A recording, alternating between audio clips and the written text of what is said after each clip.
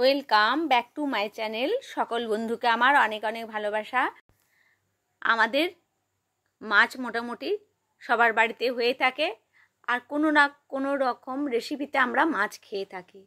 আজকে আমি একটা খুব সহজ পদ্ধতিতে মাছের রেসিপি নিয়ে এসেছি। সেটি হচ্ছে 5 ফোড়ন রুই। 5 ফোড়ন দিয়ে আজকে মাছের রেসিপিটা বানাবো। তা আপনারা আমার সঙ্গে থাকুন, দেখুন আমি কেমন করে বানাচ্ছি। প্রথমে আমি মাছগুলোকে নুন হলুদ, যেমন আমরা সকলেই নুন হলুদ মাখিয়ে মাছ ভাজি, এটা আমরা সকলেই জানি। তো প্রথমে মাছগুলোকে নুন হলুদ দিয়ে মাখিয়ে রেখে দেব আধা ঘন্টা। তারপরে কড়াইয়ের মধ্যে সর্ষের তেল দিয়ে মাছগুলো আমি ভেজে নেব। তো মাছগুলো আমি ভেজে নিচ্ছি সর্ষের তেলে। আর তেলটাকে খুব ভালো করে গরম করতে হবে, না হলে কিন্তু কড়াইয়ের গায়ে কিন্তু মাছগুলো লেগে যাবে। মাছগুলোকে আমি খুব কড়া করে ভেজে নিয়েছি। একটু ভালো করে ভেজে নিলে মাছের কিন্তু খেতে ভালো লাগে। অনেকে হালকা করে মাছ ভাজে, কিন্তু আমি কিন্তু এটা একদম ভালো করে মাছগুলো ভেজে নিয়েছি। দিয়ে মাছগুলোকে আমি প্লেটের মধ্যে তুলে রেখে দেব। তো মাছ আমার ভাজা হয়ে গেছে, আমি কিন্তু তুলে নিলাম। ব্যাস, আমার মাছগুলো তুলে আমি রেখে দিয়েছি। এবার আসুন দেখা যাক এর পরবর্তী স্টেপে আমি কি করব। এবার আমার যে তেলটা কড়াইয়ের আছে, সেই কড়াইয়ের তেলের মধ্যে আমি কিছু আলু আর পটল আমি ভেজে নেব।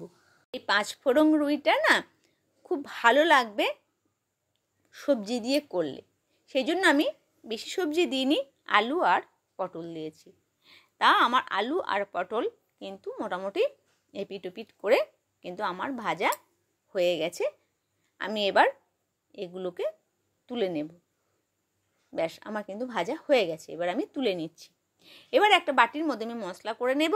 তাতে আদা বাটা, হলুদ, ধনে, জিরে, রেড চিলি পাউডার। এবার সামান্য জল দিয়ে এই একটা মশলা আমি গুলে রাখবো। তাহলে কড়াইয়ে যখন তেলের মধ্যে দেব শুকনো মশলা, তখন কড়াইয়ের মধ্যে আটকে যায়। সেই জন্য এইভাবে যদি আগে থেকে একটু মশলা জল দিয়ে রেডি করে রাখা যায়, তাহলে কিন্তু তখন মশলাটা দিতে সুবিধা হবে। এবার কড়াই আমি যে আমার তেল আছে, যদি তেল না থাকে আর একটু তেল দিয়ে দেব। সাদা তেলেও করতে পারেন, তা কিন্তু মাছ জাতীয় জিনিস একটু সর্ষে তেলে হলে কিন্তু খেতে ভালো লাগে। এবার আপনাদের যেটা ইচ্ছে সেটাই আপনারা করবেন। এবার মশলাটা আমি তেলের মধ্যে দিয়ে দিলাম, দিয়ে খুব ভালো করে আমি নাড়ব। নাড়তে নাড়তে বাটি ধোয়ার জল একটু আমি দিয়ে দেবো, তাহলে মশলাটা বাটির মধ্যে লেগে থাকে। সেই জন্য একটু ধুয়ে জলটা দিয়ে দিলে ভালো হয়। ব্যাস, এবার মশলাটা আমি এইভাবে কষিয়ে নেব, যেন কাঁচা না থাকে, আদার গন্ধ যেন না আসে। তারপর আমি টমেটো গোটাও দিতে পারেন, আমি কিন্তু রেড করে দিয়েছি, তাহলে তাড়াতাড়ি এটা সেদ্ধ হয়ে যাবে। এবার খুব ভালো করে এবার টমেটোর সাথে মশলাটা আমি খুব ভালো করে ভেজে নেব। একদম এইভাবে নেড়ে নেড়ে আমি কষে নিচ্ছি, তাহলে কাঁচা গন্ধটা আর থাকবে না। ব্যাস, আমার কষা হয়ে গেছে। ওপর থেকে মশলার ভেতর থেকে তেল ছেড়ে দিয়েছে। এবার আমার যে ভাজা পটল আর আলু ছিল, সেটা কিন্তু আমি এবার দিয়ে দেব। দিয়ে মশলার সাথে আলু পটলটা কিন্তু আমি ভেজে নেব। আমার কিন্তু আলু আর পটলে কিন্তু আমি নুন দিইনি, সেই জন্য এই মশলাটাতে আমি খুব ভালো করে মিশিয়ে নেব। এখন আমি নুনটা দেব, দিয়ে কষিয়ে নেব। তাহলে আলু পটলের মধ্যে নুনও ঢুকে যাবে, মশলাও ঢুকে যাবে। এইভাবে মশলাটা আমার কিন্তু পাকানো হয়ে গেল, আর আলু পটলটাও এর সাথে মশলাটাও ঢুকে গেল। আমার মোটামুটি মশলা রেডি হয়ে গেছে, পুরো তেলও বেরিয়ে গেছে। তার মানে মোটামুটি হয়ে গেছে আমার মশলাটা কষা। এরপরে আমি সামান্য একটু গরম জল করে রেখেছি। এবার আমি জলটা পরিমাণ মতো দিয়ে দেব, কারণ মাছ দেবো এতে। মাছ দিয়ে কিন্তু একটা ফোটাতে হবে মশলাটা সবসময় জলের সাথে একটু ফোটালে কিন্তু এর টেস্টটা খুব ভালো হয়। ব্যাস, এবার আমি পুরো মশলাগুলো সাইডে লেগে ছিল, সেগুলোকে আমি একদম কড়াইয়ের মধ্যে জল দিয়ে দিলাম। এবার কিছু কাঁচা লঙ্কা চিড়ে দিয়ে দিলাম, কারণ আমি রেড চিলি পাউডার দিয়েছিলাম, সেটাতে কিন্তু ঝাল থাকবে না। আর কাঁচা লঙ্কা দিলে এর গন্ধটা খুব সুন্দর কিন্তু বেরোবে। এবার আমি ঝোল ফুটে যাওয়াতে আমি কিন্তু এবার মাছ দিয়ে দেব। এবার মাছগুলো দিয়েও আমাকে সামান্য একটু ঝোলটাকে কিন্তু ফোটাতে হবে।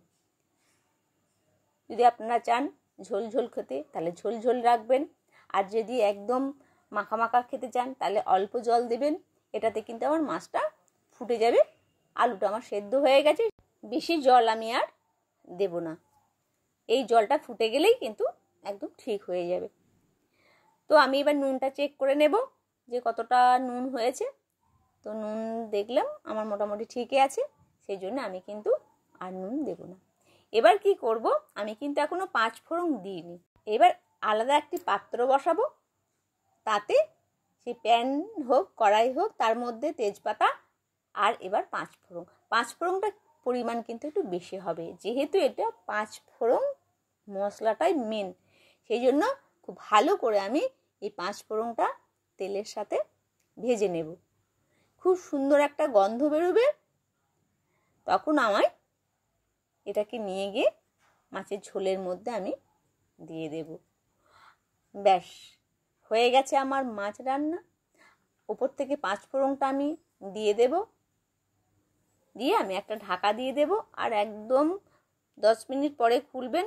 5-10 মিনিট পরে আমি ঢাকনাটা খুলবো, তখন এই 5 ফোড়নের গন্ধ এত সুন্দর মাছের মধ্যে থেকে আসবে, ভীষণ সুন্দর লাগবে। আর গরম গরম ভাত দিয়ে আপনি হয়তো সেদিন একটু বেশি ভাত খেয়ে ফেলবেন। তো বন্ধুরা, এই রেসিপিটা যদি আপনার ভালো লেগে থাকে অবশ্যই কমেন্টস করে আর একটি লাইক করে আমাকে জানাবেন। ভালো থাকবেন, সুস্থ থাকবেন, দেখা হবে আবার নতুন কোনো রেসিপিতে।